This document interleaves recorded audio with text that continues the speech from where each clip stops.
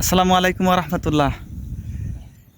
এই কনকনে শীতের ভিতরে আমাদের প্রকৃতির যে লীলাভূমি আছে বাংলাদেশের গ্রামীণ পরিবেশ, এই গ্রামীণ পরিবেশ হয়তো আমরা শহরে অনেকে চাকরি করার কারণে এই গ্রামীণ পরিবেশ আমরা ভুলেই গেছি। তো আজকে আপনাদেরকে দেখাবো আমি এই শীতের ভিতরে গ্রামীণ পরিবেশ। এটা হচ্ছে গাজীপুর থেকে অদূরে অবস্থিত কাউলতিয়া ইউনিয়ন। এখানে এই একসাথে আপনার এখানে তুরাগ নদীর শাখা ছিল এক সময়, এখন এগুলো বাদ দিয়ে বড় বড় পুকুরে পরিণত করা হয়েছে। এই যে এক সাইডে বিশাল বড় পুকুর, এখানে মাছ চাষ করা হয়, সকল ধরনের মাছ চাষ করা হয়।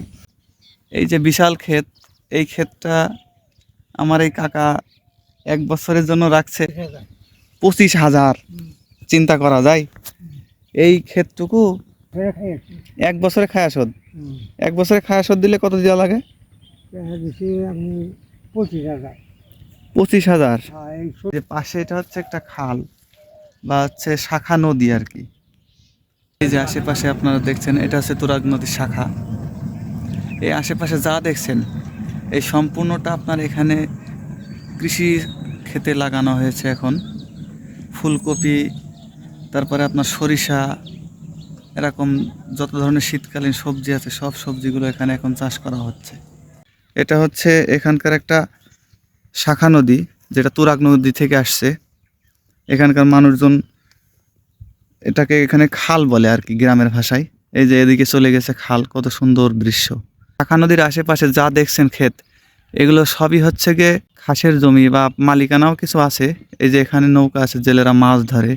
এখান থেকে যদি আপনি দেখেন, এই ক্ষেতের পাশে বিশাল বড় পুকুর, এখানে সব ধরনের মাছ চাষ করা হয়। বর্ষার সময় অবশ্য এখানে ওই শাখা নদীর পানি এসে এখানে অনেক সময় ডুবে যায়, আগে ডুবে যেত, এখন এই যে বড় বড় বাঁধ দেওয়ার কারণে ডুবে না। চালান কোটায় থেকে থেকে যাদের চোখগুলা ইট বালু সিমেন্টে ভরে গেছে, তারা এখানে আসতে পারেন। আশেপাশের এই প্রকৃতির লীলাভূমি যদি আপনি দেখেন, আপনার চোখটা জুড়িয়ে যাবে। আর এখানের নির্মল বাতাস, পরিশুদ্ধ বাতাস, ধুলোবালি মুক্ত, একেবারে ফ্রেশ অক্সিজেনটা আপনি নিতে পারবেন। তো আপনাদের আমার নিজ পক্ষ থেকে অনুরোধ থাকবে, যখন সময় পাবেন বিভিন্ন জায়গায় যারা চাকরিরত অবস্থায় আছেন, তারা এখানে এসে এই প্রকৃতির সৌন্দর্য উপলব্ধি করার জন্য।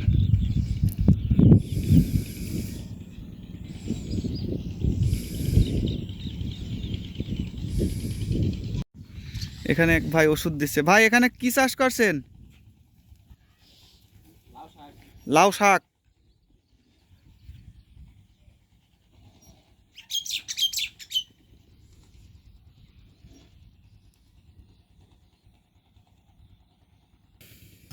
আর তারই আমার ডান সাইডে যেটা আছে, এটা হচ্ছে সবুজের সমারোহ।